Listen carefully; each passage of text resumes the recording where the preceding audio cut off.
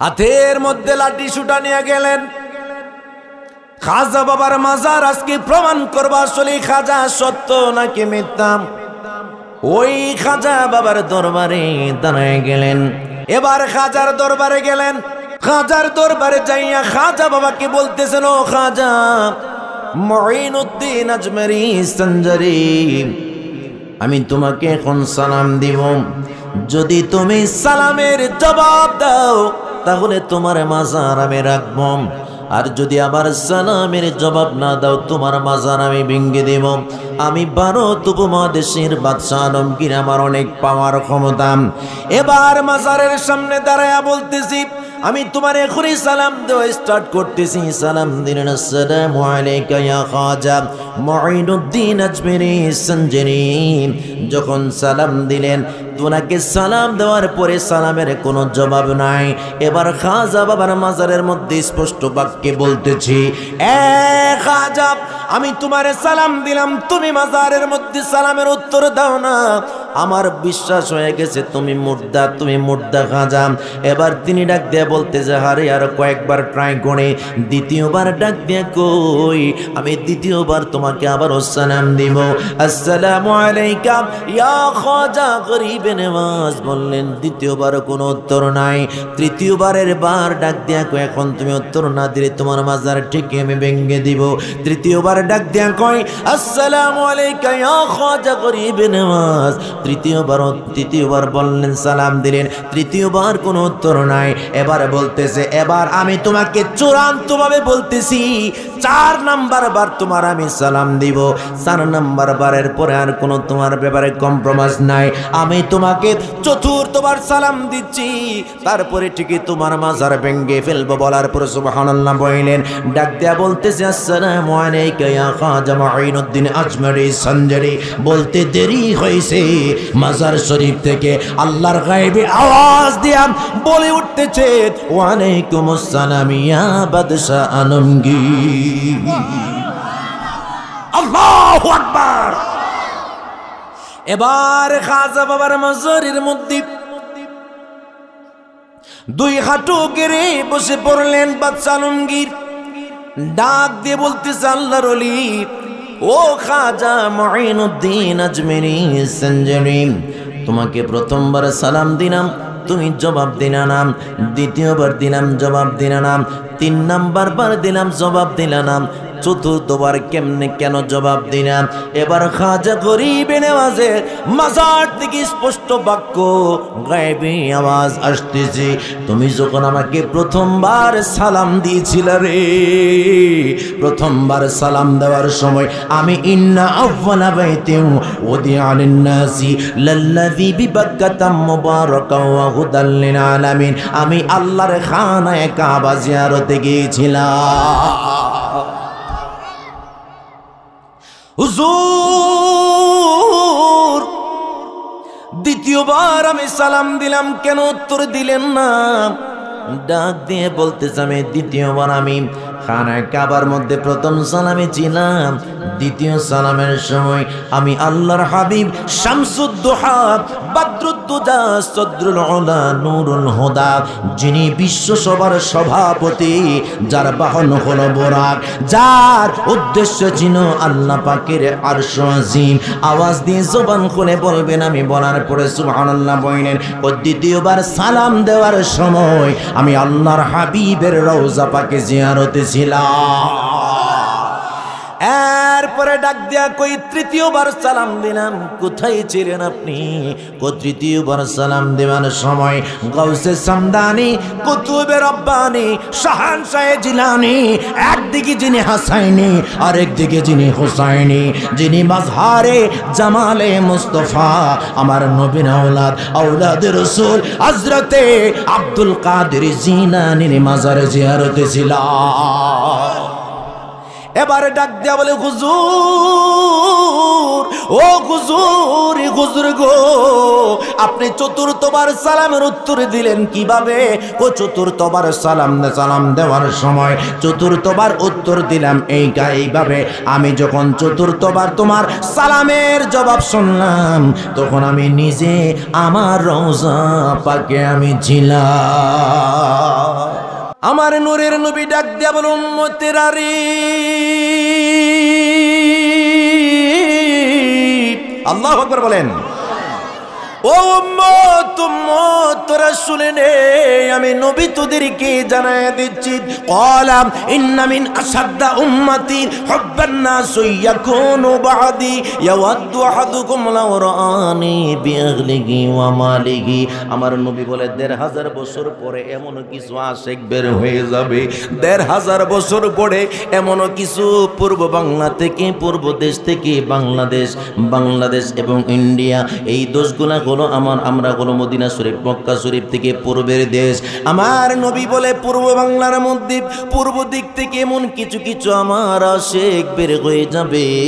ওয়ালা ইন্না মিন আসাদ্দা উম্মতি, উম্মতের মধ্যে অনেক কঠিন আশিক বের হয়ে যাবে। হুব্বান নাস ইয়াকুনুনা বাদি, ওই পাগলগুলা আমি নূরের নবীকে এক নজর না দেখা আমি নবীর জন্য জীবন দিতে তারা প্রস্তুত হয়ে যাবে। ঠিক কিনা বলেন?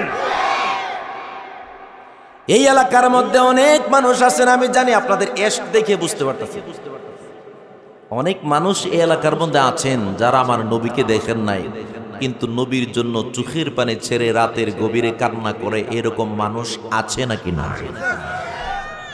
হ্যাঁ বাবা, আছে না? ওই আমার আব্বা বলছেন আছে।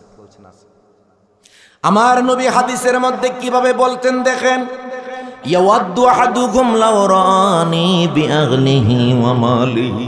এমন কিছু কিছু আশিক হবে যে আশিকগুলা তাদের সম্পদের পরোয়া করবে না, সন্তানের পরোয়া করবে না। একদিকে সন্তানদেরকে জবাই দিতেছে, একদিকে সন্তান মার্ডার হইতেছে, খুন হইতেছে, স্ত্রী খুন হইতেছে, সন্তান এইভাবে খুন খারাপি হচ্ছে, ওই দিকে নজর দিতে মনে চাইবে না, শুধু সদা সর্বদা আমি নবীর জন্য ইয়া রাসূলুল্লাহ বলে কানবে।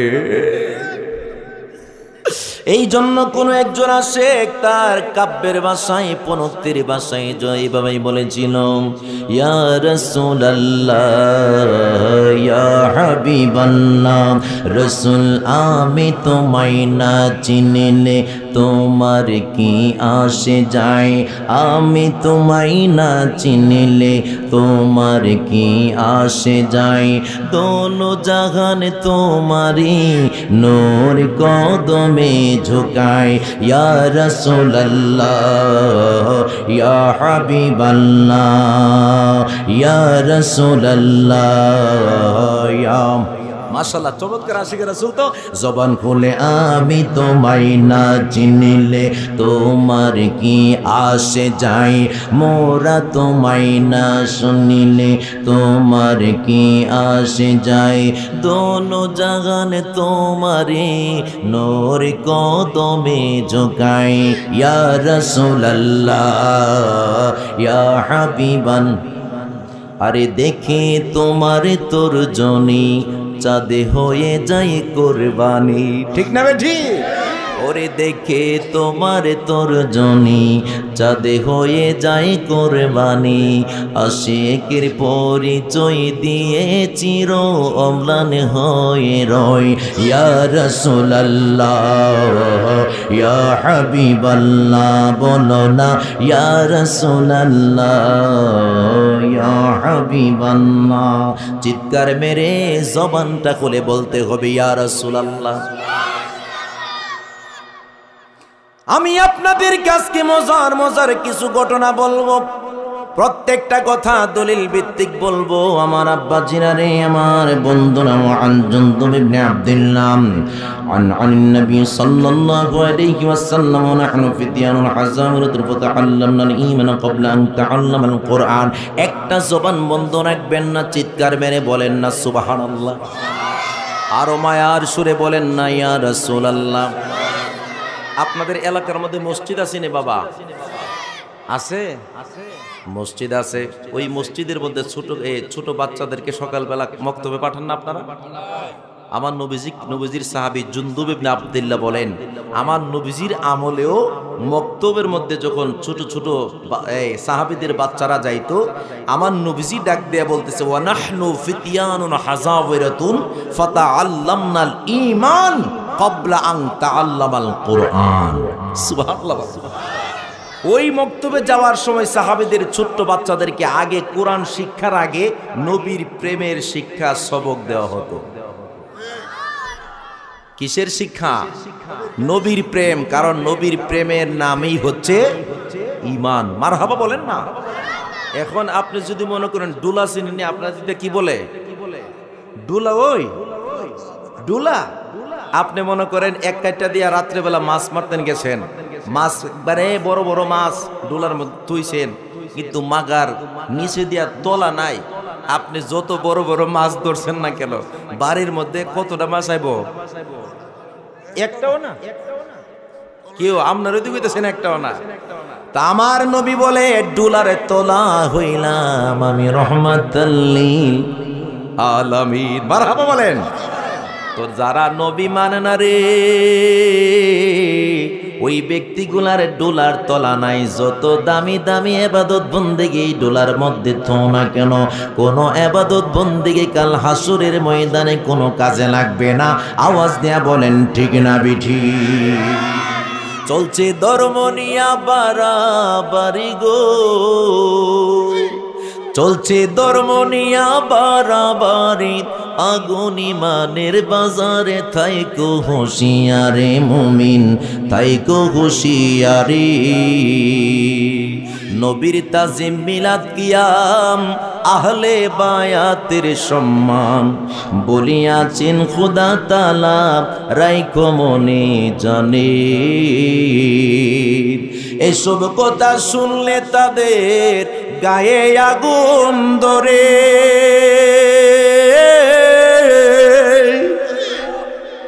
যুক্তি তর্কে সরল মনার লোকের ইমান চুরি করে থাইকো হুঁশিয়ারে মুমিন, থাইকো হুঁশিয়ারে। আওয়াজ দেয়া বলেন ঠিক না বেঠি? ঈমান সবচেয়ে বড় দামি সম্পদ বাবা। আজকে এক মাস ধরে শুধু ঈমানের ব্যাপারে আমি কথা বলতেছি আগে। কেন জানেন? কারণ ঈমান ধ্বংস করার জন্য কঠিনভাবে চক্রান্ত চলতেছে। ঠিক না বে ঠিক? আপনি তুমি এক ঘরের মধ্যে বসে রয়েছেন, আপনার ঈমান চুরি করে সুর বেটা কবে হইলে যেতেছে চেষ্টা করতেছে, কঠিনভাবে চেষ্টা চালাচ্ছে। ঈমান যদি ঠিক না থাকে কোন ইবাদত বন্দেগীর দাম নাই নাই নাই। আওয়াজ দিয়া বলুন ঠিক না বেঠে? আপনি নামাজের কোনো দাম নাই, রোজার কোনো দাম নাই, হজের দাম নাই, যাকাতের দাম নাই, কোনো ইবাদত বন্দেগীর দাম নাই। ঈমান হচ্ছে দামি সম্পদ। মারহাবা বলেন না? আমি একটা হাদিস আপনাদেরকে আজকে শোনাবো, চমৎকার একটা হাদিস। আমার নবী পাক সাল্লাল্লাহু আলাইহি সাল্লাম, এই হাদিসটা আজকে বলবো আমি নিজেও জানি না। মারহাবা বলেন। আরো জবান খুলে বলতে হবে মারহাবা। আমার নবী পাক সাল্লাল্লাহু আলাইহি ওয়াসাল্লাম এক ব্যক্তি সম্পর্কে বলেন হাযা মিন আহলিন নার, এই যে ব্যক্তিটা সে জাহান্নামে। এই ব্যক্তিটা কি? কথা বলেন না কেন? এই ব্যক্তিটা কি? আমার নবীজি বুখারীর হাদিসের মধ্যে বললেন আহলিন নার, এই ব্যক্তিরা জাহান্নামী। সাহাবীদের মধ্যে চিন্তার মধ্যে পড়ে গেল সাহাবীরা, ওই যেই ব্যক্তিটাকে নবীজি জাহান্নামী বললেন, ওই ব্যক্তি 5 ওয়াক্ত নামাজের কোন ওয়াক্ত সে জামাত ছাড়ে না, তাকবীরে উলা দিয়া 5 ওয়াক্ত নামাজ পড়ে। কয় ওয়াক্ত? মাশাআল্লাহ, আরো জোরে বলেন কয় ওয়াক্ত? তাকবীরে উলা দিয়া 5 ওয়াক্ত নামাজ পড়তেছে ব্যক্তিটা। 1 ওয়াক্ত নামাজ তার কাজা নাই। হজ করতেছে, হজের মাসে যাকাত দিতেছে। যুদ্ধের সময় শুরু হয়ে গেল, ব্যক্তিরা যুদ্ধের ময়দানে রাঙ্গা তলোয়ার নিয়ে গেলেন। সাহাবীদের মধ্যে সবাই চিন্তার মধ্যে পড়ে গেলেন, এই ব্যক্তির নামাজের অভাব নাই, রোজার অভাব নাই, হজের অভাব নাই, যাকাতের অভাব নাই। এই ব্যক্তি জিহাদের ময়দানে যায়, যুদ্ধের মধ্যে গেছে। এই ব্যক্তি সম্পর্কে রাসূলুল্লাহ কি এমন কথা, কেমন কথাটা বইলা বলাইলো, নবীজির কাছে ডাক দেখো, নবী গো, ইয়া রাসূলুল্লাহ, নবী গো, নবী গো, নবী গো, আপনি যে বললেন ব্যক্তিরা জাহান্নামী, আপনার কথাটা যেমন রং রং মনে হচ্ছে। আমার নবী মুস্কি হাসি দিয়া বলে, এই সূরত তার আসল সূরত না, আরেকটা সূরত আছে। আছে না নাই? কি কষ্ট হইতেছে নাকি? আমার নূরের নবী ডাক দিয়া বললেন সাহাবীদের কি ও সাহাবীরা রে,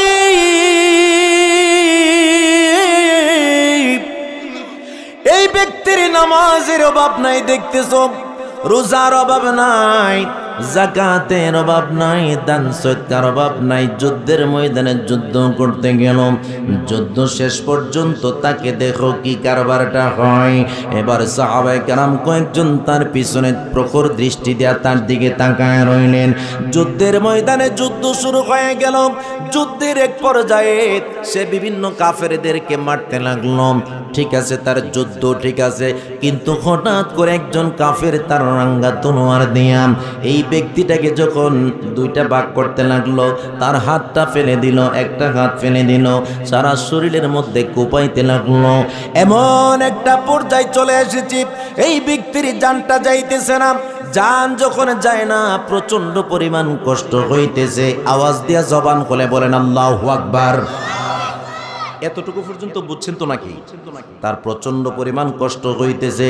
হঠাৎ করে সে কি করলো, তার রাঙ্গা তলোয়ারটা এইভাবে ধরে রাখছে। এটা অগ্রভাগটা হলো সামনের দিকে, অগ্রভাগটা সামনের দিকে এইভাবে হাতলের মধ্যে ধরে রাখছে। হাতলটাকে নিচে লাগাইয়া এবার অগ্রভাগটাকে তার নাভির মধ্যে লাগাইয়া জোরে যখন চাপ মারছে, কিছুক্ষণ পরেছে দুনিয়া থেকে বিদায় হয়ে গেছে। নবীজির কাছে সাহাবায়ে কেরাম যায় বলতে লাগলো, ইয়া রাসূলুল্লাহ, নবী গো, নবী গো, নবী গো, আপনি যে বলেছিলেন হাযা মিন আহলিন নার, এই ব্যক্তিরা জাহান্নামী। নবী গো, এই ব্যক্তিরা আত্মহত্যা করে জাহান্নামের কুকুর হয়ে গেছে। আমার নূরের নবী ডাক দেয়া বলতেছি, ও সাহাবীরা, তোমরা অনেকে সমালোচনা করতেছিলে, আমি নূরের নবী না জানে কি বলেছি। আমি নবী যেটাই বলি সেটাই সত্য কথাই বলি, ঠিক কিনা বলেন? আমার নবীজিকে সাহাবায়ে কেরাম জিজ্ঞাসা করলো, ইয়া রাসূলুল্লাহ, নবী গো, এই ব্যক্তি আত্মহত্যার মানে কি? আমার নূরের নবী সাল্লাল্লাহু আলাইহি ওয়াসাল্লাম এবারে সবচেয়ে সুন্দর মর্ম কথাগুলো বলতেছে। ডাক দিয়ে কই, সাহাবীরা রে,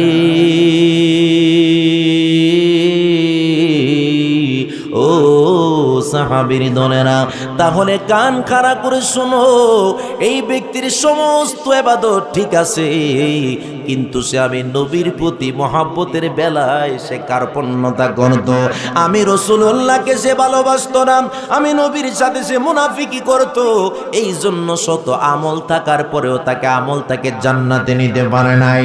তার শেষ মরণটা আত্মহত্যা দিয়ে হয়েছে, এই জন্য সে জাহান্নামে হয়েছে। একটাই মাত্র কারণ, আমি রাসূলুল্লাহর সাথে দুশমনি করেছে। আওয়াজ দেয়া বলুন ঠিক না বেঠিক? ওয়ালা হুম ইয়াহজানুন, তাদের টেনশন করার কোনো কারণ।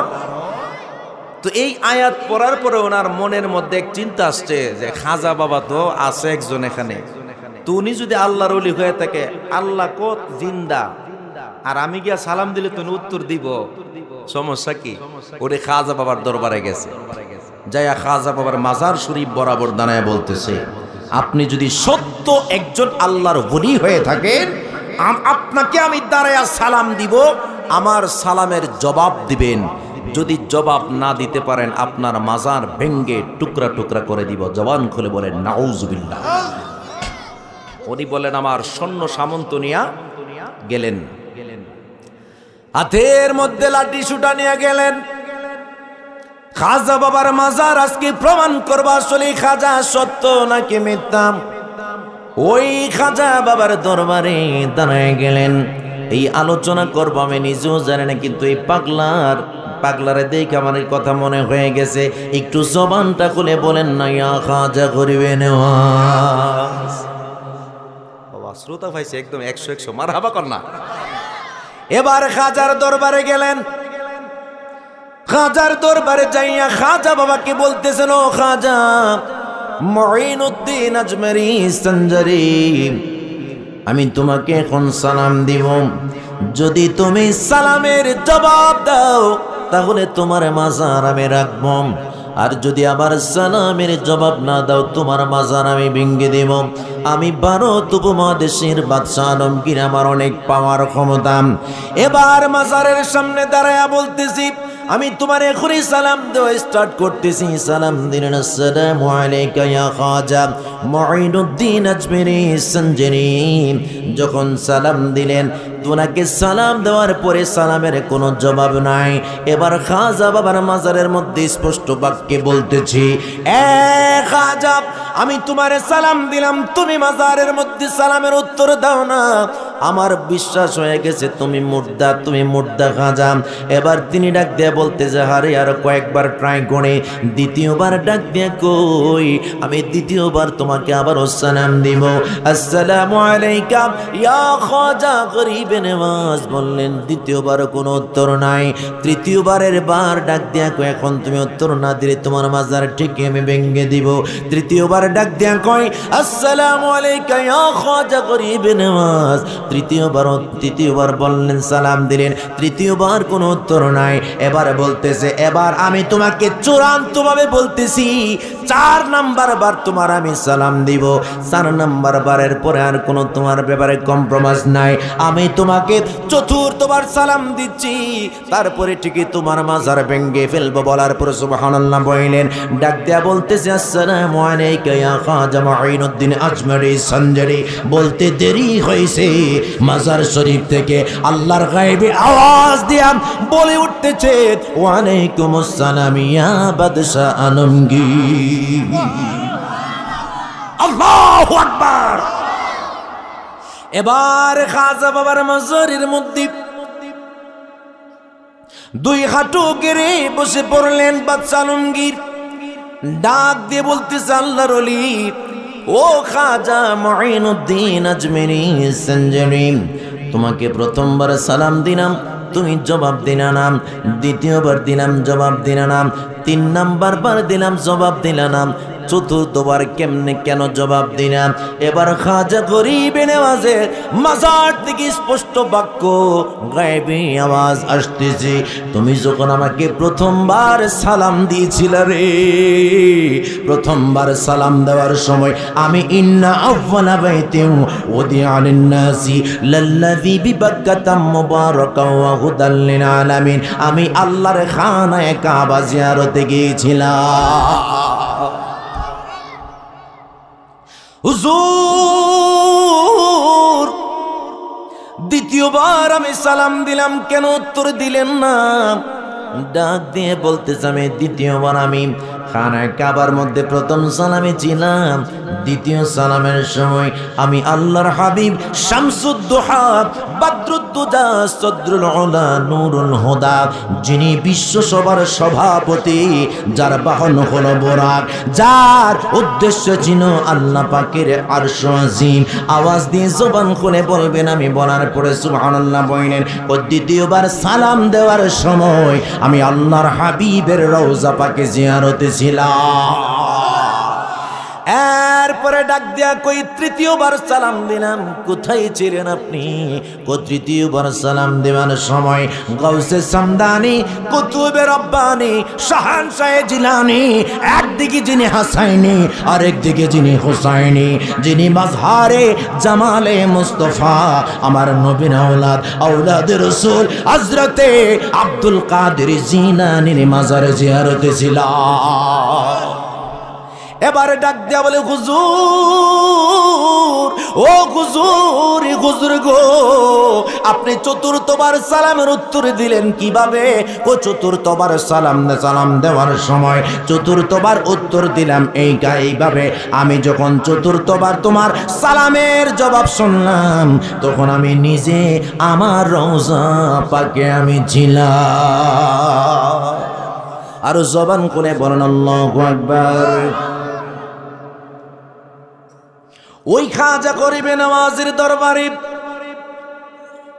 লুটে পড়লেন, ডাক দিয়া বলে, হুজুর, আমাকে আপনি মাফ করে দেন গো হুজুর, হুজুর আমি অনেক অন্যায় করে ফেলেছি হুজুর গো, ও হুজুর আমি অনেক অন্যায় করে ফেলেছি গো হুজুর, হুজুর আপনি আমারে মাফ করে দেন। আল্লাহর ওলির দরবারে গেলে লাভ নাকি লস? আরো আসতে বলেন, লাভ না লস? আমার পাগলা কি যেন নাম, জনাব আতাউল্লাহ মিয়া কই হুজুর উলিয়া উলিয়ার এলাকা এটা। মারহাবা বলেন। আমি যাব আজমিরে খাজা বাবার দরবারে, সেথায় ইশকের মাজারে জিয়ারতে যাব হারিয়ে। মারহাবা বলেন না? আমার খাজা বাবার দরবারের মধ্যে যেই পাগলগুলা যায়, আই পাগলগুলারে জিজ্ঞাসা করি, পাগলগুলা কই প্রত্যেকটা বছরের মধ্যে একবার না যাইলে ভালো লাগে না। মারহাবা বলেন। এখন আমি আপনাদের কাছে মজার একটা ঘটনা বলতেছি। ও বন্ধু, আমার নূরের নবী রহমাতুল লিল আলামিন আমার খাজারে ভালোবাসেন। আমার আল্লাহর হাবিব সাল্লাল্লাহু আলাইহি সাল্লামের কলিজার টুকরা একদিকে হাসাইন আর একদিকে হুসাইনি, মাজহারে জামালে মুস্তাফা আব্দুল কাদের জিলানী কেও আমার নবী ভালোবাসে কি বাসে না? আর জোরে বলেন, বাসে কি বাসে না? কেমন ভালোবাসে জানেন না? যার বডির মধ্যে আমার রসুলের রক্ত আছে। আর আসতে কোন সুবহানাল্লাহ। মাঝে মধ্যে আপনারা ফুতাই যান, ব্যাপারটা কি?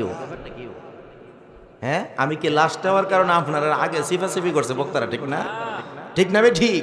আমি ঢাকা থেকে এক মাহফিল করে রূপগঞ্জ জাহাঙ্গীর এলাকা থেকে ওয়াজ করে সোনার বাংলা রেস্তোরাঁর মধ্যে ঢুকছি, খাবার খাইতাম। তো রাত্র বাজে 4টার দিকে, আমি মাহফিলের বাড়িতে আবার খাই নাই, তো খাইছি না, পরে অনেক সময় অনেক জায়গায় খাই না, তো খিদা তেমন ছিল না, কিন্তু আসার সময় ওয়াজ করে কষ্ট লাগিয়ে যেতে কি খিদা লাগছে প্রচুর।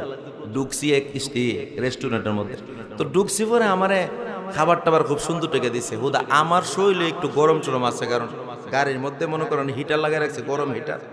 আয়া দেখি ভাত দিছে ঠান্ডা বরফ, ভাতের লোকে ডাল ঠান্ডা, গুস্ত ঠান্ডা, সব ঠান্ডা। আমি কি সর্বনাশ না হয়েছি?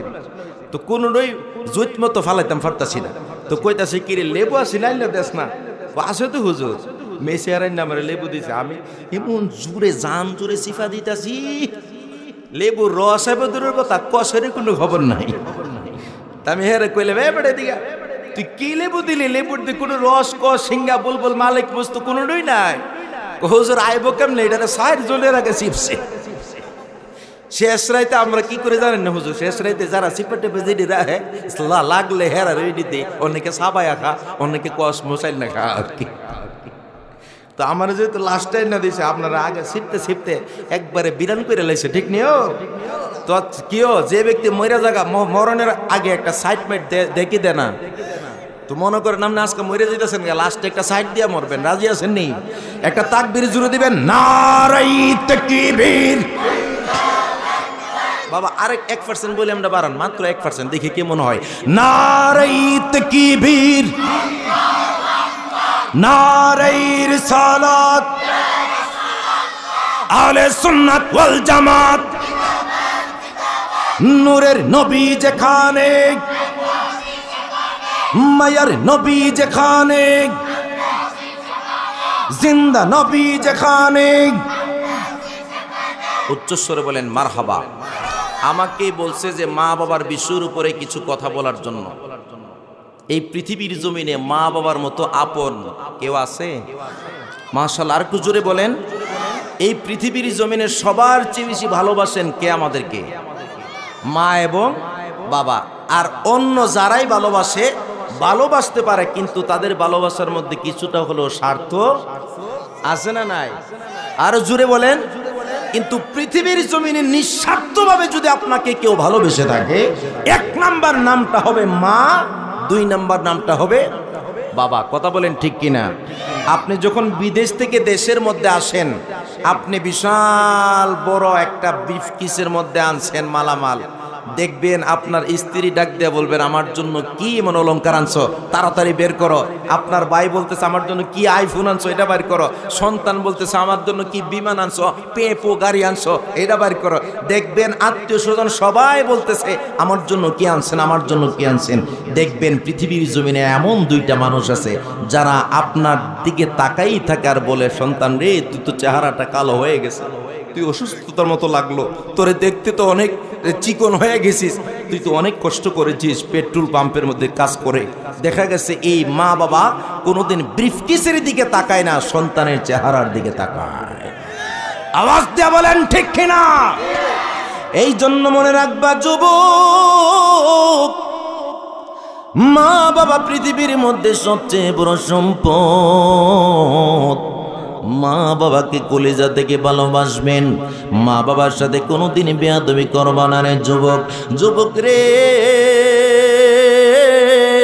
মা বাবার সাথে বেয়াদবি করে অনেক যুবক ধ্বংস হয়ে গেছে। রাস্তার মধ্যে গিয়েছিল মোটর সাইকেল চালানোর জন্য, মোটর সাইকেল চালানোর জন্য গেল, ট্রাকের নিচে পড়ে একবারে সেইচা গেছে, সারা শরীর সারা মাথা একবারে শেষ হয়ে গেছে, রুটির সাথে মিশে গেছে। মনে রাখবেন মা বাবার সাথে বেয়াদবি করলে ওই ব্যক্তি জিন্দেগিতেও সফল কাম হইতে পারে না। এই জন্য আমার নবী ডাক দিয়া বলে সরকারে মাদিনা, রিদা রব্বি ফি রিদাল ওয়ালিদাইন ওয়া সাখাতু রব্বি ফি সাখাতিল ওয়ালিদাইন। তোমার মা বাবার সন্তুষ্টিতে আমি আল্লাহর জান্নাত তোমার জন্য বরাদ্দ। আর মা বাবার সাথে মা বাবা তোমার প্রতি অসন্তুষ্টি হয়ে গেলে আমি আল্লাহর জাহান্নাম তোমার জন্য বরাদ্দ। আওয়াজ দিয়ে জবান দিয়ে বলুন ঠিক না বেঠি? আমার বন্ধুরা, বাবাজিরা রে, এই কথা আজকে বলবো আমি নিজেও জানি না।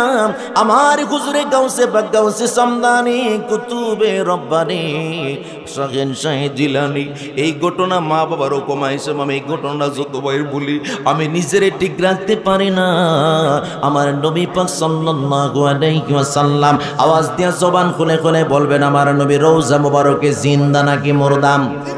মাশাআল্লাহ, জোরে বলেন জিন্দা না মুরদাম?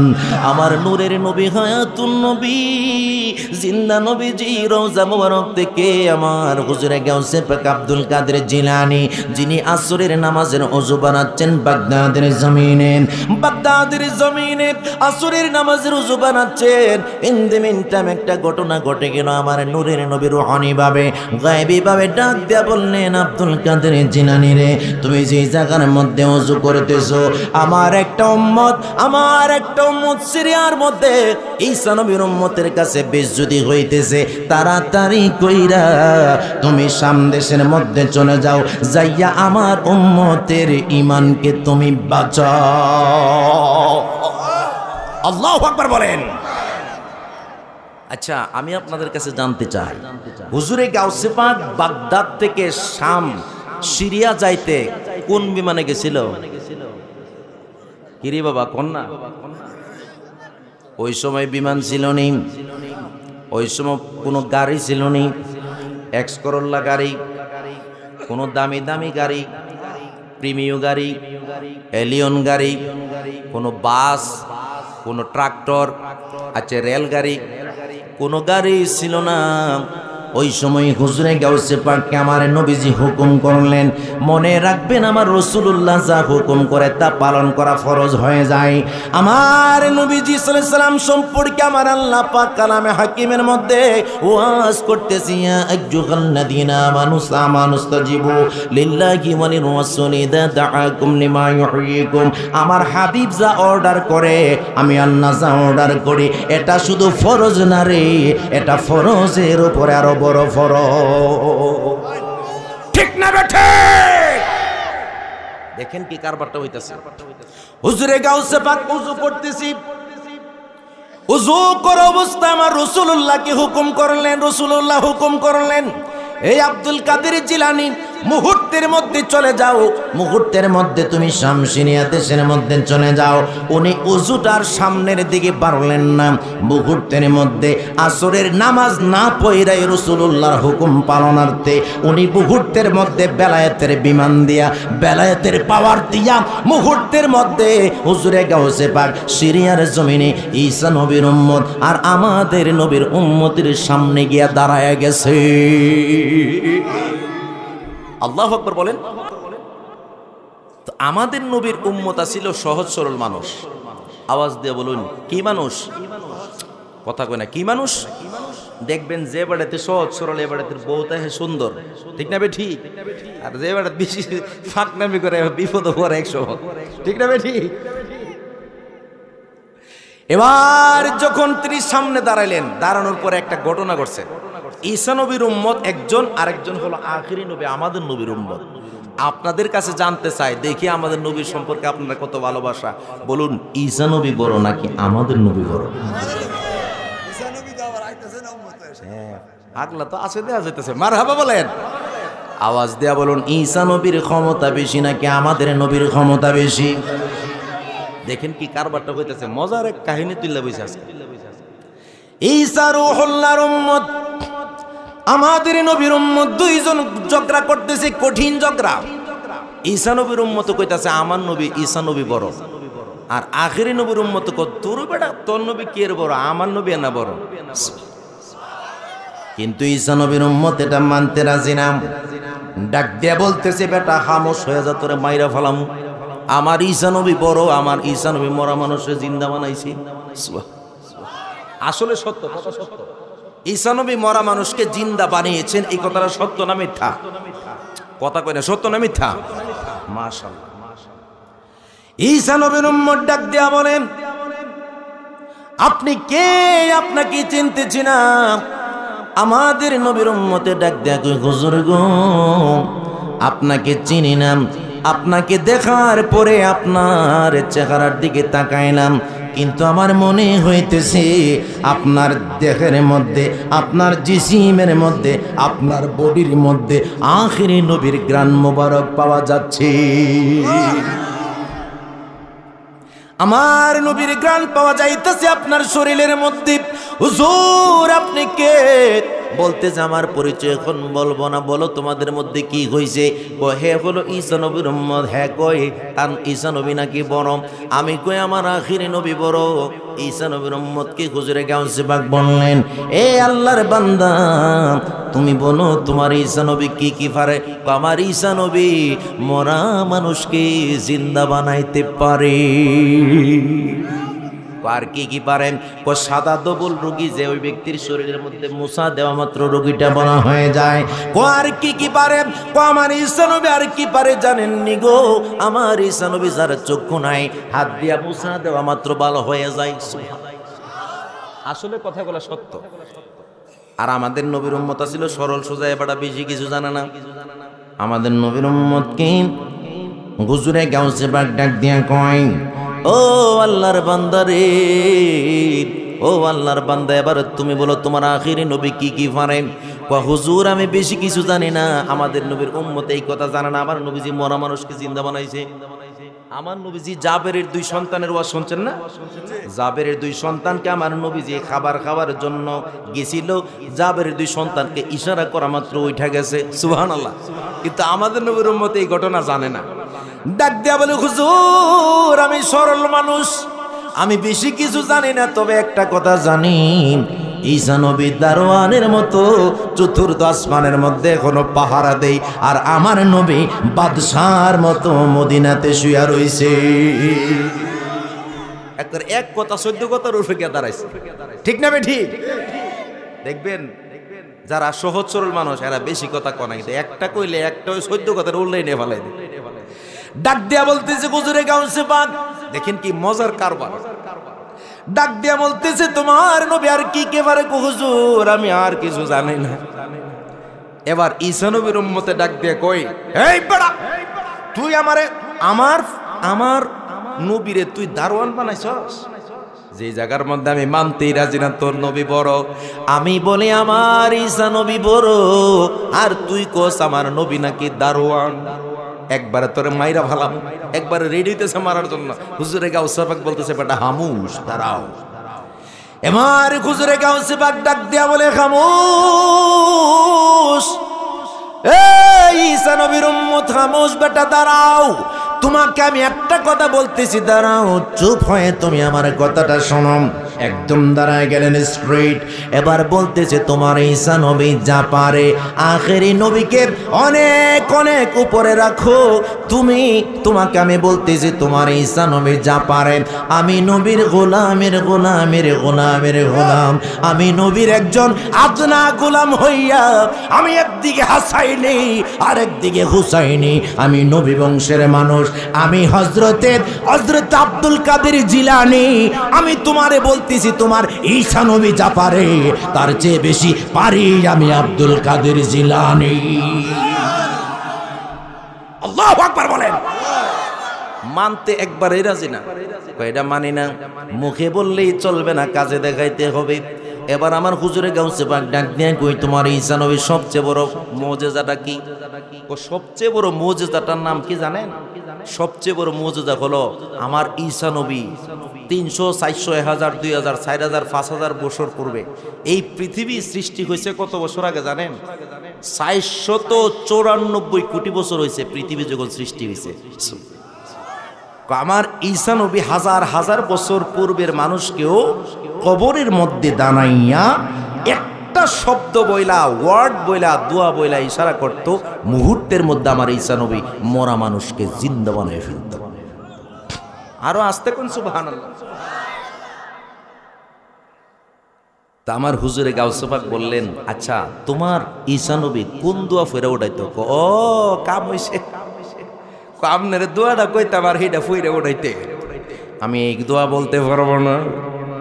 এবার আমার হুজুরে গাউসে পাক ডাক দেয়া বলে বেটা খামোশ, কি বলতেছো কার শানে? তুমি বলতেছো তুমি পারবা না, আরে তোমার বলতে হবে না, তোমার ঈসা নবী একটা দোয়া পয়রা ওঠাইতো, সেই দোয়াটা আমি গাউসে পাক বলতেছি। তোমার ঈসা নবী কুম্বি ইজনিল্লাহ বলতো, আল্লাহর হুকুমে কবর থেকে দাঁড়ায়া যা। সুবহানাল্লাহ। আল্লাহর হুকুমে কবর থেকে দাঁড়ায়া যাও। 200, 300, 400, 1000, 2000, 4000, 5000 বছরের পূর্বের মানুষ কবর থেকে বলা মাত্র দাঁড়ায়া যাইতো।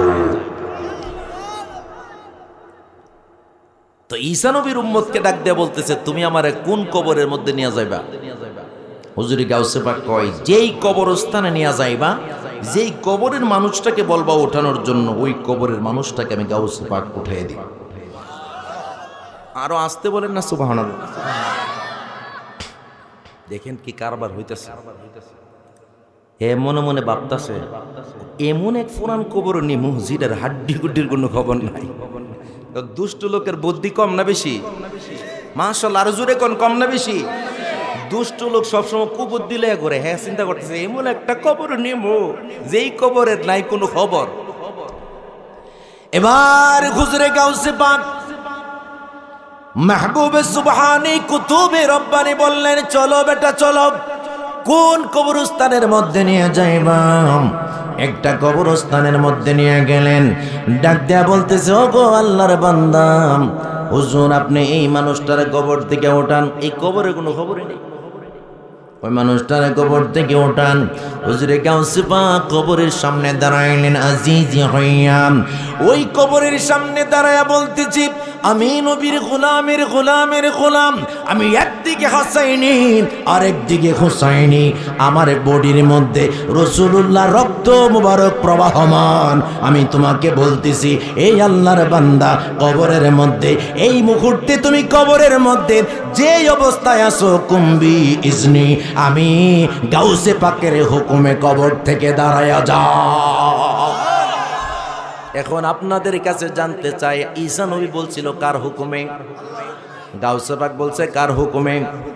গাউসে পাক বললেন আমার হুকুমে কবর থেকে দাঁড়াম। এবার ঈসা নবী বলল আল্লাহর হুকুমে দাঁড়াম। দুইটার মধ্যে ফেস আছে না নাই?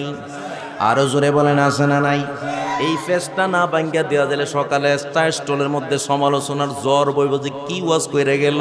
বন্ধুরে, আমার নবী হাদিসের মধ্যে বলেছে, যেই ব্যক্তি আমার আল্লাহর হইয়া যায়, ইয়াদুহু ইয়াদুল্লাহ, ওই ব্যক্তির হাতটা আমার আল্লাহর হাত হয়ে যায়।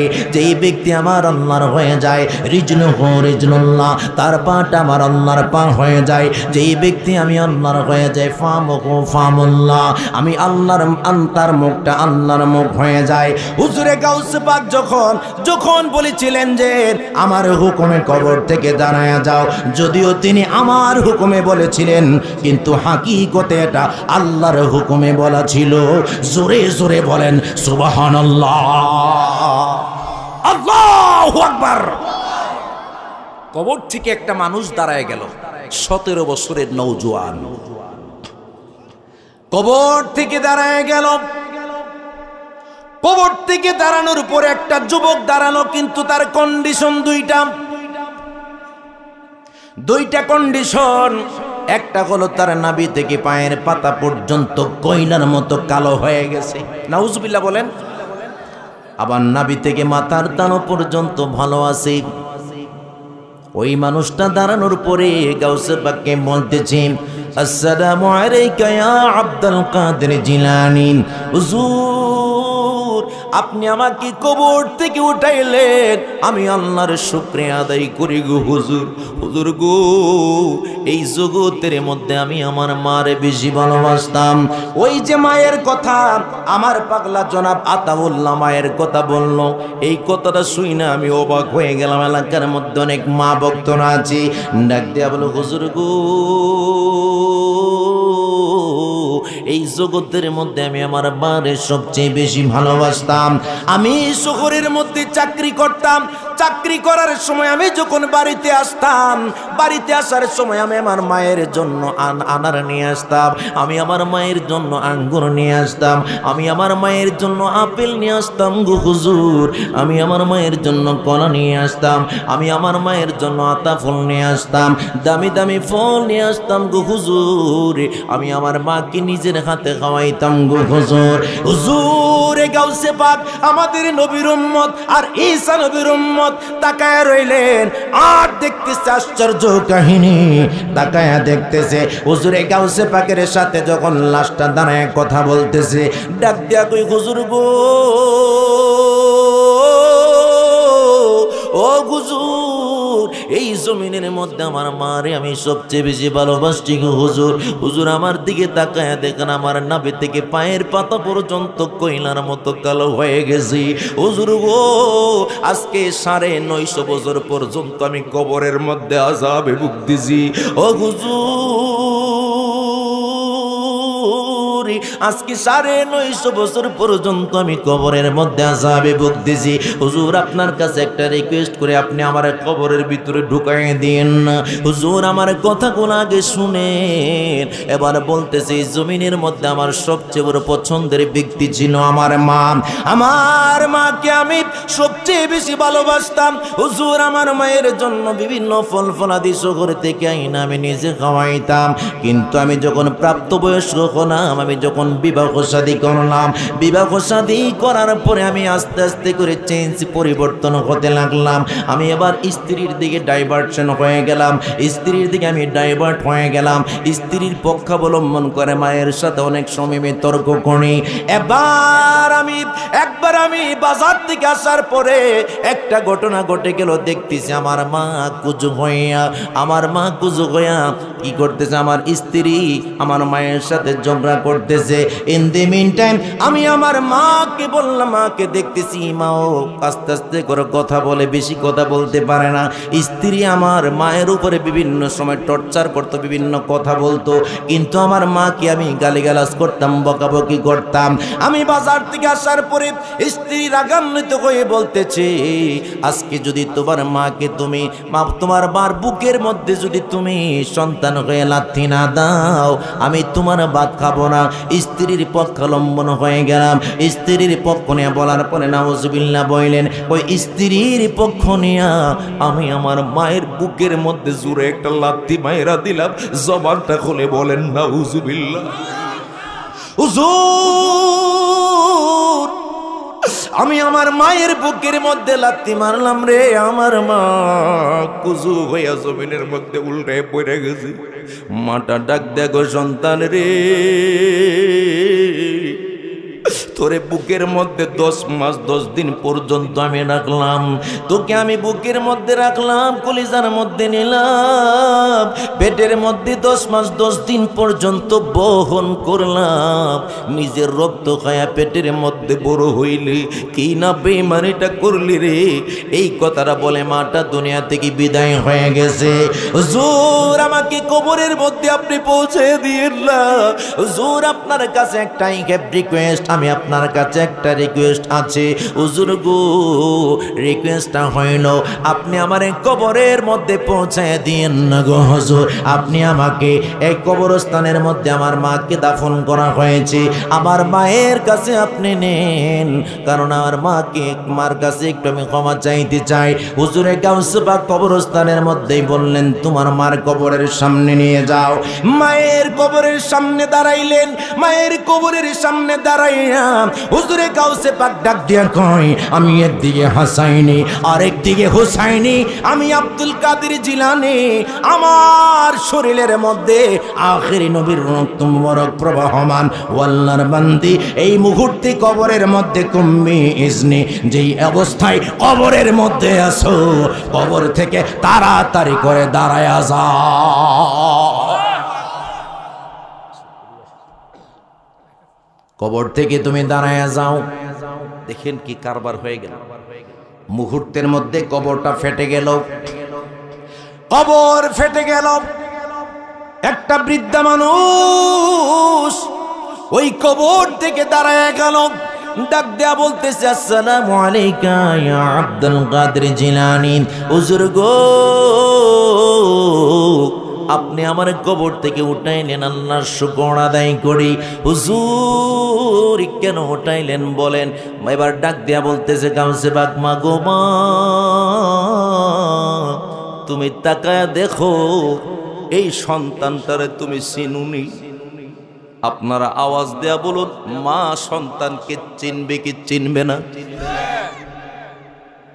ডাক দেয়া বলতেছে আমি তারে চিনব কিনা এটা পরের কথা, হুজুর তার সম্পর্কে আপনি কোনো কথা আমার কাছে বলেন না।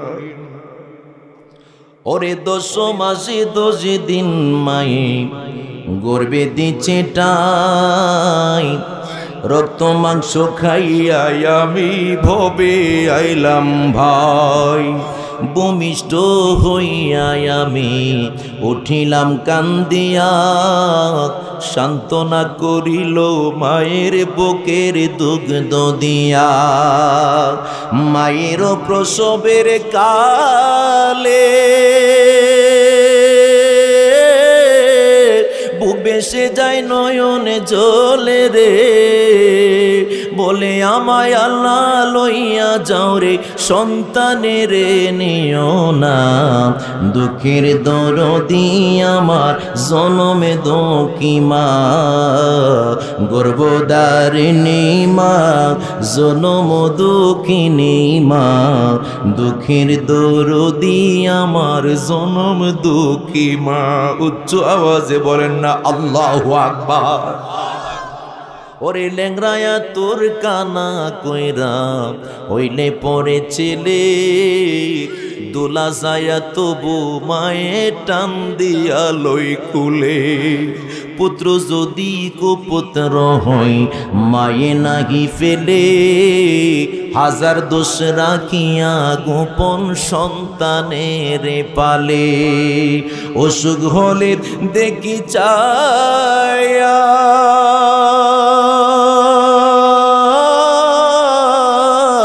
মাই থাকি বিছানাই বইয়া রে,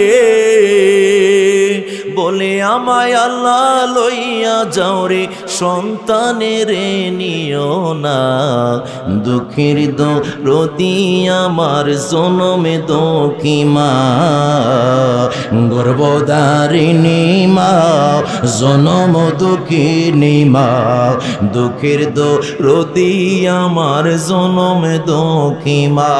জবানটা খুলে বলেন না আল্লাহু আকবার। এবারে ডাক দেয়া বলে, হুজুর, ও হুজুর, আপনি তার কথা বলিয়েন না। হুজুর, আমার কলিজার মধ্যে, পুরা কলিজার মধ্যে আগুন লাগায় না গো হুজুর গো। এই পৃথিবীর জমিনে এই সন্তানটা আমাকে অনেক বেশি ভালোবাসতো, কথাটা সত্য, এই কথাটা সত্য। সে আমার অনেক কঠিন ভাবে ভালোবাসতো। এই সন্তান আমার জন্য জীবনে, আমার জন্য রে, আমার জন্য জীবনে সে আমারে অনেক বেশি ভালোবাসা গেছে, আমার অনেক বেশি ভালোবাসা, অনেক কিছু আমারে সে খাওয়াইছে। তবে একটা কথা জানায় দেই হুজুর,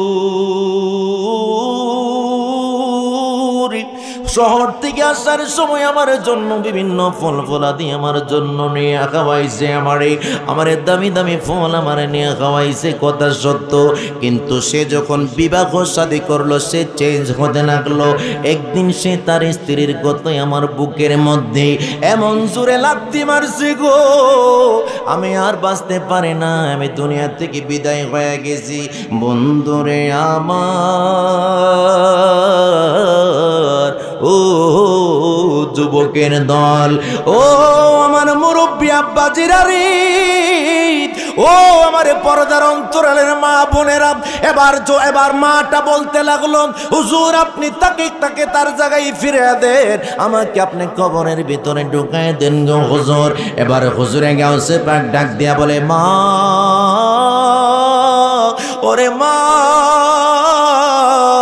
ও মা, মাগো মা, মাগো মা, তুমি একটু তার দিকে তাকায় দেখো, তার দিকে তাকায় দেখো, তার নাভি থেকে পায়ের পাতা পর্যন্ত একবারে কালো হয়ে গেছে, কয়লার মতো কালো হয়ে গেছে, নাভি থেকে মাথা পর্যন্ত ভালো আছে গো। ও মা, তুমি তারে মাফ কইরা দাও। আজকে 950 বছর পর্যন্ত কবরের মধ্যে আযাব শুরু হয়ে গেছে, এখনো হিসাব নিকাশ, কাল হাসরের ময়দানে হিসাব নিকাশ এখনো শুরু হয় নাই রে মা, তুমি তারে মাফ কইরা দাও। তুমি তারে মাফ না করলে আমার আল্লাহ তারে মাফ করবে না। আওয়াজ দেয়া বলেন ঠিক না বিঠি? এলাকার মধ্যে অনেক মায়ের প্রেমিক আছে, আমার এক পাগলা আমারে হাত দিয়া দিছে। আরে মারে যারা ভালোবাসে তারাই তো প্রকৃত প্রেমিক। ওরে মা যারে বেঁচে নাই তার মতো দুঃখী নাই, মা যারে বেঁচে নাই তার মতো দুঃখী নাই, কালা ফুফু মায়ের মতো না মাগো, জান্নাতের চাবি আমার মা। মাশাআল্লাহ বলেন, জান্নাতের চাবি আমার মা, মাগো বেহেশতের চাবি আমার। সন্তানের বেহেশত যার যার মায়ের পায়ের নিচে, মা জননী জাগারে প্রতি সন্তুষ্ট হয়েছে। বাপ মা যদি দোয়া করে আল্লাহর দরবারে, সবার আগে দোয়া কবুল করেন পরোয়ারে। সবার আগে বাপ মার দোয়া কবুল করেন দয়াল আল্লাহ, সবার আগে বাপ মার দোয়া কবুল করেন দয়াল আল্লাহ। বাপ মার দোয়া বিফলে যায় না মাগো, জান্নাতের চাবি আমার মা, বেহেশতের চাবি আমার মা, মাগো বেহেশতের চাবি। আই বরকতে ঘরের লক্ষ্মী, রহমতে মোরে মাই, মায়ের সেবা থাকলে বালা মুসিবতে পালাই। আই বরকতে ঘরের লক্ষ্মী, রহমতে মোরে মাই, মায়ের সেবা থাকলে বালা মুসিবত পালায়। বাবা মায়ের সেবা করো, আল্লাহর জান্নাতি কায়েম করো। বাবা মায়ের সেবা করো, আল্লাহর জান্নাতি কামাই করো। বাবা মাকে কষ্ট দিও না, না গো। জান্নাতের চাবি আমার মা, মাশাআল্লাহ। জান্নাতের চাবি আমার মা, মা গো। বেহেশতের চাবি, জান্নাতের চাবি আমার মা, মা গো। বেহেশতের চাবি আমার মা। মা যার বেঁচে নাই তার মতো দুঃখী নাই। মা যার বেঁচে নাই তার মতো দুঃখী নাই। খালা ফুফু মায়ের মতো না মা গো।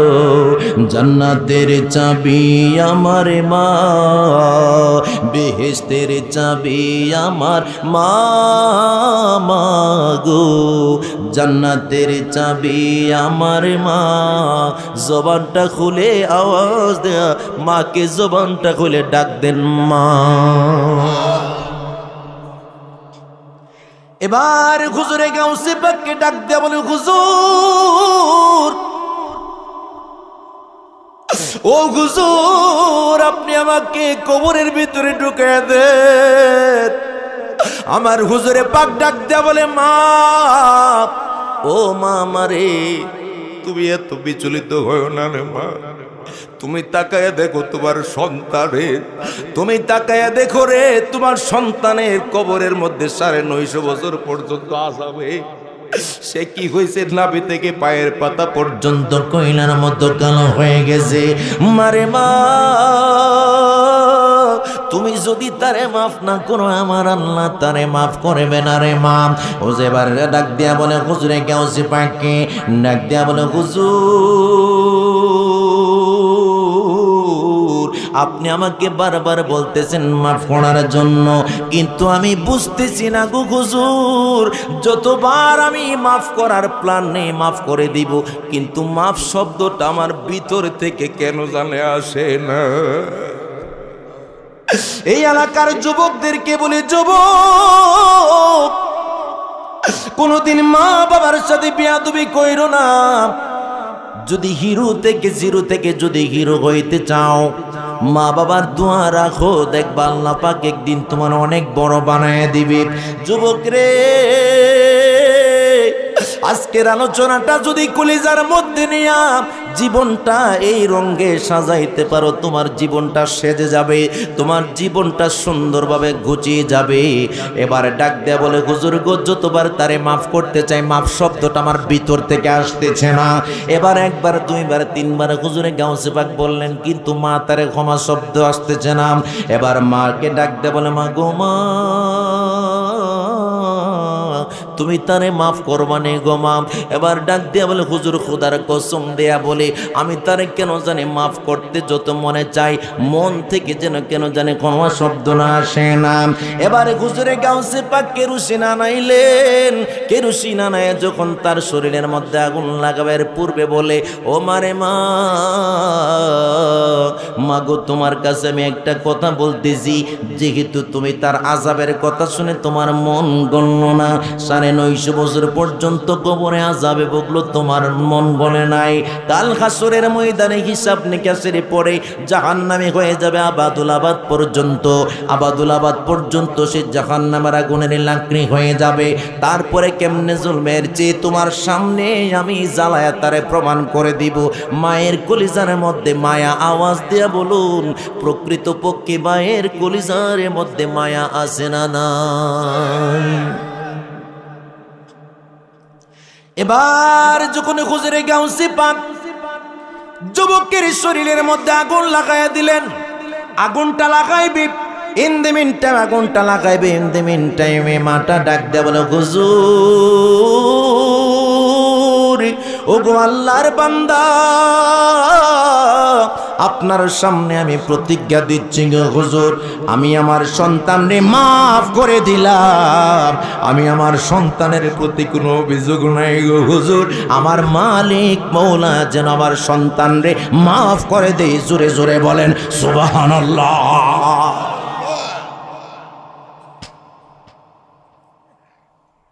এই জন্য মনে রাখবেন, আমি ছোট্ট একটা পত্রিকার মধ্যে একটা জিনিস দেখছিলাম, ছোট্ট সন্তান রাত্র 2:30টার দিকে যখন ঘুম ভেঙে গেছে, সন্তানটা কি তার মাটা আস্তে আস্তে করে উঠাইলেন, উঠায় ঘরের ভিতরে এই একবার ওই দিকে যায় আর একবার আর এইদিকে যায়, কিন্তু কান্না থামে না।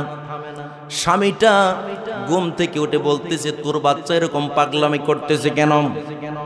কিন্তু কোন ক্রমেই এই বাচ্চারা থামতেছে না। পত্রিকার মধ্যে পাইলাম কোন ক্রমেই যখন থামতেছে না, ওই স্বামীটা টিউবওয়েলের মধ্যে গেলেন, যায় অজু করছি, অজু করে ডাইরেক্ট কবরস্থানের মধ্যে যায় কান্দে, মারে মা আজকে যেরকম ভাবে রাত 2:30টার দিকে গেছে, আমার সন্তানকে আমার স্ত্রী এত বড় ঘুমের মাঝে ঘুম চোখে নিয়া এত কষ্ট করতেছে, এত বড় প্রচন্ড ঠান্ডার মধ্যে সন্তানকে খাত করার জন্য, কান্না নিবারণ করার জন্য চেষ্টা করেছে। তুমিও তো একদিন আমারে রাতের রাত কত রাত তুমি আমার জন্য সজাগ ছিলা রে মা, আজকে কবরস্থানে কেমন আছো জানতে বড় ইচ্ছা হো। ওরে সারে তীর হাতি গড়েতে ফেলে কেমনি কইরা আইলা চলে, বাড়ি আইতে দেরি হইলে যে মা ঘুমাইতো না, ওই কবর দেশে মায়ের পাশে একদিন রইলা না, গর্বে রাখছে যে মা তোমাই, তারি রক্ত তোমার খাবা, লালন করেন যেই জননী, জেগে জেগে যায় রজনী, কবরে তার খবর নিতে পাগল হইলা না, কবর দেশের খবর লইলা না। জবান খুলে বলেন মারহাবা। এই জমিনের মধ্যে মা বাবা সবচেয়ে বড় সম্পদ। কমিটির বাইরে আমার কইল, হুজুর আপনি মা বাবা সম্পর্কে একটু বললেন। এই পৃথিবীর জমিনে মা বাবা যার জন্য দোয়া করছে রে, ওই ব্যক্তিকে আল্লাহ পাক অনেক কিছু দান করছে। কেন দান করছে জানেন? পৃথিবীর জমিনে মনে রাখবেন, মা বাবার দোয়াটাও বন্দুকের গুলি মিস হয় না, যেমন মা বাবার বদদোয়াটাও বন্দুকের গুলি যেমন মিস হয় না, ওই বদদোয়াটাও মিস হয় না। ঠিক না বিধি? এই জন্য মনে রাখবা যুবক, অনেক সমাজের মধ্যে দেখা যায় সন্তান হলো 5 জন। আওয়াজ দেয়া বলেন কয়জন? সন্তান হলো 5 জন, সন্তান হলো 4 জন। দেখা গেছে বাবাটা অনেক আগে মারা গেছে, শুধু মাটা রয়ে গেছে। এই 5 জন সন্তানের ঘরের মধ্যে এক মাস করা ভিক্ষুকের মতো খাবার দেই, এই প্রচলন অনেকের বাড়িতে আছে না নাই? মনে রাখবা যুবক, তোমরা 5 ভাই 5 বোনের খাবার এক মায়ের ঘরের মধ্যে জুটল, কিন্তু একটা মায়ের খাবার কোনো একটা সন্তানের ঘরে কন্টিনিউ জুটে না। 29 দিনের মাথায় মারে সিগন্যাল দেই, মারে মা তোমার 29 দিন হয়েছে, 30 দিন কালকার পরের দিন তুমি মেজু ছেলের ঘরে যাও। তখন আল্লাহর আরশ আজিমটা কেঁপে ওঠে, কই আমার আল্লাহর আরশটা কেঁপে ওঠে, আহারে এটা তো সন্তান নামের নমরুদ। ঠিক না বে ঠিক? একটা কথা মনে রাখবেন যুবক, যার ঘরের মধ্যে মা আছে বাবা আছে রে, মক্কা মদিনা তার ঘরে আছে, মক্কা মদিনার যতন করিও।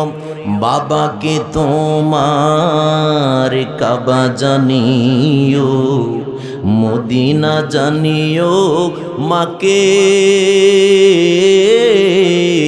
যদি গো বাঁচিয়া থাকি। সেবিও পিতাকে, সেবিও মাতাকে, সেবিও পিতাকে, সেবিও মাতাকে, মা বাবার করিও খেদমত, করিও নবীর উম্মত, করিও নবীর উম্মত। চিৎকার মেরে বলা যাবে কি সুবহানাল্লাহ? আজকের পর থেকে একটা প্রতিজ্ঞা দিবেন, একটু হাতগুলা তোলেন, যারা হাত তুলবেন, যারা মন থেকে তুলেন আমার সাথে তুলেন আর বলেন, জীবনে কোনোদিন মা বাবার কলিজার মধ্যে আঘাত দিব? আওয়াজ দিয়া বলুন, মা বাবার কলিজায় কোনোদিন আঘাত দিবেন? সবাই আওয়াজটা সবাই দেন, আওয়াজ দিয়া বলুন আঘাত দিবেন নি। এখন আঘাত দিবেন না, হাতগুলা নামান। আরেকটা দল এখানে আছে যাদের মাও নাই বাবাও নাই, তারা তো চিন্তা করতেছে আমরা কি কইরা মা বাবার থেকে ক্ষমা নেব। আমার নবী বলে, উম্মতেরা রে, যদি তোর মা বাবা দুনিয়া থেকে বিদায় হয়ে যায়, তোর ক্ষমা নেওয়ার মতো কোনো জায়গা তোর না থাকে রে।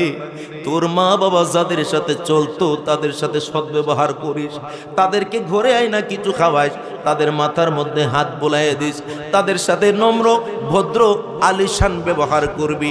যদি তারা তোর জন্য দোয়া করে, অটোমেটিক তোর মা বাবা তোরে মাফ করে দিবে। আজকের পর থেকে এটা আমল করবেন। আর প্রত্যেক জুমার দিন মা বাবার কবরস্থানে দাঁড়ায় মা বাবার জন্য দোয়া করবেন। ইমাম সাহেব হুজুরকে দিয়া যত দোয়া করান না কেন, অনেক হুজুরে দিয়ে দোয়া করাবেন, ঠিক আছে, দোয়া কবুল হবে, হুজুর দোয়া করবে, কিন্তু হুজুর কিন্তু আপনার মা বাবার জন্য চোখ দিয়া পানি নাও আসতে পারে। কিন্তু আপনি যখন সন্তান হইয়া কবরস্থানে দাঁড়ায়া যখন দুইটা হাত বাড়ায়া বলবেন, রব্বির হামহুমা কামা রব্বায়ানি সগীর, আল্লাহর রহমতে দরিয়ার মধ্যে জোশ পয়দা হয়ে যাবে। আমার আল্লাহ ফেরেশতাদেরকে ডাক দিয়ে বলবেন, ফেরেশতারা, আমার এই বান্দা কেন কবরস্থানের মধ্যে দাঁড়ায় কান্দে? আমার আল্লাহকে ফেরেশতারা ডাক দেয়া বলে, আল্লাহ গো, এই যে বিটগড়ের জমিনের মোহাম্মদ আব্দুর রহমান, তার বাবা দুনিয়াতে নাই, আব্দুল জলিলের আব্বা নাই, বাবা নাই, মা নাই, এই জন্য কবরস্থানের মধ্যে কান্দে। কেন কান্না করে? তার মা বাবারে তুমি মাফ না করলে তার কষ্ট লাগতেছে, সে চোখের পানি চাইনা চাইনা বিনায় বিনায় কান্দে। আমার আল্লাহ পাকের রহমতে দুনিয়ার মধ্যে জোশ পয়দা হয়ে গেছে, আর আজিমের খুঁটি গোলা কম্পন শুরু হয়ে গেছে। এবার ফেরেশতাকে ডাক দিয়া বলে, ও ফেরেশতা, তোরা সাক্ষী থাক, আমি ওই কান্দনেওয়ালার আব্বা আম্মার কবরের আযাব মাফ করে দিলাম, ওই সন্তান রে ঘোষণাটা দিয়ে দাও। এই জন্য মা বাবার কবর জিয়ারত করবেন কি করবেন না? আমার নবী হাদিসের মধ্যে বলেছেন, মা বাবার কবর প্রত্যেক জুমাতে গিয়ে জিয়ারত করবাম। মা বাবার কবর জিয়ারত করবেন, আপনার কবরের মধ্যে আপনার সন্তানরা যায় আপনার কবর জিয়ারত করবে। ঠিক না বে ঠিক? আওয়াজ দিয়া বলুন ঠিক কিনা? এই জন্য এই প্রথাটা রাখবেন। বাবারে, দুনিয়াতে অনেক অডেল সম্পত্তির মালিক হয়েছেন, ব্যস্ততার কোনো শেষ নাই। ঠিক না বে ঠিক? দেখবেন যত টাকা পয়সা মানুষের হয়, তত আল্লাহর সাথে সম্পর্ক বিনষ্ট হয়। একটা বাস্তব কথা, আমার সাথে একটা লোক চলতো, অনেক ক্লোজ লোক, আমি যে মসজিদের জমা পড়াই, তো লোকটার নাম বললাম না যেহেতু মিডিয়া আছে। লোকটা আমার সাথে খুবই ভালো ভাব গাম্ভীর্যপূর্ণ সম্পর্ক। মসজিদে রাত্র 2টার দিকে আয়সা পড়তো। আয়সা কি করতো? তাহাজ্জুদের নামাজ পড়তো আর বলতো, আল্লাহ তুমি আমার কিছু সম্পত্তি দাও, ধন সম্পদ দাও, ব্যবসা বাণিজ্য বরকত দাও। এমন কান্দা কাঁদছে, আমারও মায়া লেগে যেত মাঝে মধ্যে। আমিও এবার লেগে দোয়া করছি, আল্লাহ তুমি তারা দেও। একদিন এক ঘটনা ঘটছে, আমি দেখলাম সে চট্টগ্রাম থেকে আসছে 1 মাস পরে। আসার পরে দেখি এই লোক আগে মুয়াজ্জিনের মতো আজান দিত 5 ওয়াক্ত, কিন্তু এখন আর আজান দেওয়ার টাইম পান না। কিছু টিয়া পয়সা বাজে গেছে গা, কি হয়ে গেছে গা, মামলত কামাই হয়ে গেছে গা। আমি জিগেলাম, এই হান্নান ভাই নাই এদিকে আপনি কিও নামাজ দিয়ে পড়েন না, ব্যাপার কি? হুজুর টিয়া পয়সা আগে তো ছিল না, এখন বিভিন্ন জায়গা থেকে ফোন আয়ে বিভিন্ন এমনি এমনি ব্যস্ততা দিন কাটতেছে, নামাজ পড়ার টাইম পাই না। এমন আছে না নাই? আমার আল্লাহ দিতেও জানে, ছিনায়া নিতেও। আওয়াজ দিয়ে বলেন ঠিক কি না? এই জন্য মনে রাখবেন, নিয়ামত পাওয়ার পরে শুকরিয়া আদায় করব কার? মাশাআল্লাহ, আর জোরে বলেন কার? আল্লাহর শুকরিয়া আদায় করবেন। মনে রাখবেন, শুকর আদায় করবেন, নিয়ামত বাড়ায় দিব আমার আল্লাহ। সুবহানাল্লাহ বলেন। আমার ভাই টুকেনের মধ্যে কইছে একটা হালকা জিকির করার লেগে, জিকির করুম লাস্টে, ঠিক নেও? যেহেতু তরিকতের এলাকা, জিকির তো অবশ্যই চলবো। মারহাবা বলেন না? কষ্ট হইতেছে আপনারা? তো মুসা নবী কোন পাহাড়ের মধ্যে যে আল্লাহর সাথে কথা কইতো? মাশাআল্লাহ, ওয়াজ দি সবাই জানে। মারহাবা বলেন, জোরে বলেন, কোন পাহাড়ে? আল্লাহর সাথে তুর পাহাড়ের মধ্যে যায় কথা বলতো মুসা কালিমুল্লাহ। সুবহানাল্লাহ বলেন। তো মুসা নবী একদিন যাওয়ার পথে একজন ধরছে, কো হুজুর আপনার কাছে আমার একটা কথা আছে। কো তোর আবার কি কথা? কো হুজুর কথাটা হইলো, আল্লাহ আমার এমন সম্পত্তি দান করছে, সম্পত্তির হিসাব নিকাশ করে আমি কোন কুল কিনারা পাইতেছি না। আপনি একটু আল্লাহর কাছে গিয়ে বললেন, আল্লাহ যেন আমার সম্পত্তি আরো কমাইয়া দেয়। সুবহানাল্লাহ, আরো আসতে বলেন না সুবহানাল্লাহ। আচ্ছা, এরকম কোন আল্লাহর ওলি বিট করে আসেনি যে আল্লাহ দ্বারা দোয়া করছে, আল্লাহ আর সম্পত্তি দিও না? অনেক কইছে, অনেক কইছে, আসেনি এমন? আচ্ছা, আপনারা বিট করে বাদ দিলাম, সারা বাংলাদেশে আসেনি? সারা পৃথিবীতে মনে আছে কজন? থাকলে এই জন্য কইছি আছে কয়জন? সারা পৃথিবীতে আছে কজন? আমরার জানা মতে মুসা কালিমুল্লাহ অবাক হয়ে গেলেন, না হারি এই সম্পত্তি বেড়া, সম্পত্তির কমাবে লাগে কর, সারা দুনিয়ার মাঝে আমার আল্লাহ দেও, আমারে দেও, আমারে দেও, ঠিক না? ঠিক। তার একটু সামনের দিকে যাওয়ার পর আরেকজন সালাম দিয়েছে, আসসালামু আলাইকা ইয়া মুসা কালিমুল্লাহ। ওগো নবিয়ুল্লাহ, দেখেন আমার দিকে তাকায়, আমার ছেঁড়া কাপড়, ঘরের মধ্যে খাবার নাই, 3-4 দিন ধরে উপাসে জিন্দেগি কাটাইতাছি, আল্লাহ কে আমার লগে এই কাজটা করে ঠিক হইতাছে? ও কি করছে তোমার লগে? ও আল্লাহ আমারে কোনো রিজিকের ব্যবস্থা নাই, কিচ্ছু নাই, কেমনে যে কষ্ট করে জিন্দেগি কাটাইতেছি, আপনি আল্লাহর একটু আজকে বিচারটা দিয়ে আল্লাহ আমার লগে এটি শুরু করছে কিতা? জোরে বলেন না নাউজুবিল্লাহ। আল্লাহর কাছে কয়েন, আল্লাহ আমারে সম্পত্তি দেয় না, কে লেগে আমার ধন সম্পত্তি দেয় না। তখন মুসা নবী আল্লাহর সাথে কথা বলা শেষ পর্যায়ে মুসা নবী আল্লাহকে বলতেছে, ওগো আল্লাহ, 2টা মানুষের অভিযোগ আছিল। কেউ কি? একজন বলছে তার সম্পত্তি কমায় দিতেন, আর একজন বলছে যে তার কিছুই নাই, তার লগে এটি শুরু করছেন কে রে? সুবহানাল্লাহ বলেন।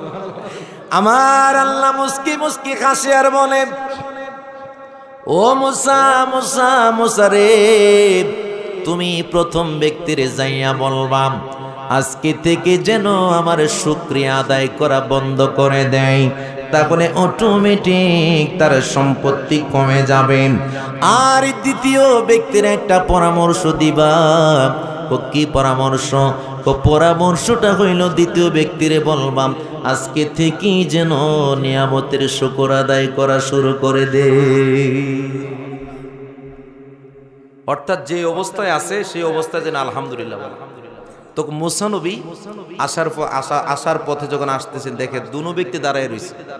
প্রথম ব্যক্তির সাথে দেখা করো, ডাক দিয়ে আসসালামু আলাইকা ইয়া মুসা কালিমুল্লাহ। হুজুর আজকে যখন একটু লেটে আসলেন, পারে বেটা আইসি তো সমান সময়, আমার হুজুর সহ্য হইতেছে না, আমারে বলেন আমার সম্পর্কে কি বলছে আমার আল্লাহ? আমার ধন সম্পত্তি আল্লাহ এত বেশি দিছে, আল্লাহ কমাইব নি কোন?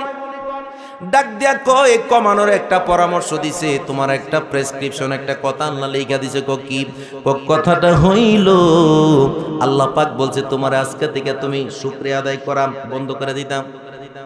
ওই ব্যক্তি চোখের পানি ছেড়ে দিলেন, না ডাক দিয়া কয়, ও মুসা নবী, মুসা নবী, মুসা নবী গো, আপনি বনি ইসরাইলের একজন নবী, আপনি আল্লাহর সাথে প্রতিদিন কথা বলতে যান কুহে তরের মধ্যে। মুসা কালিমুল্লাহ, যখন আমার কিছুই ছিল না তখনও তো আমি আমার মালিককে বলি নাই। যখন একদিন খাইতাম 3 দিন না খাইতাম, না খাওয়ার সময় কেউ জিজ্ঞাসা করলে কি দিয়ে খাইছেন, বলছি আলহামদুলিল্লাহ, মালিক অনেক ভালো রেখেছে, আলহামদুলিল্লাহ বলে বলে আল্লাহর শুকরিয়া আদায় করেছি।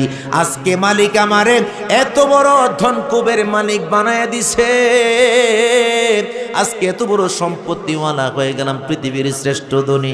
আজকে আমি কেমন করে আমি মালিকের সাথে নাফরমানি করি, মালিকের শুকরিয়া আদায় করা বন্ধ করে দেই। আজকে থেকে সম্পত্তির হিসাব বাদ দিয়ে দিলাম, আমার মালিক ও মওলার প্রেমে আরো বিভোর হয়ে গেলাম।